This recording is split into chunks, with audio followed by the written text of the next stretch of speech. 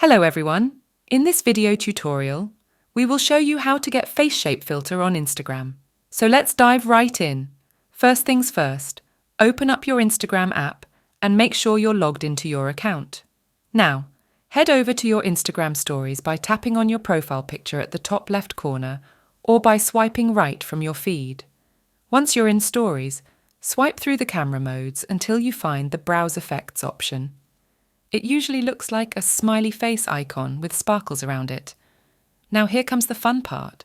In the search bar at the top, type in face shape or face filters and hit enter. You'll see a bunch of different face shape filters pop up. Scroll through them and find the one you like the most. Once you've found the perfect filter, tap on it to preview how it looks on your face.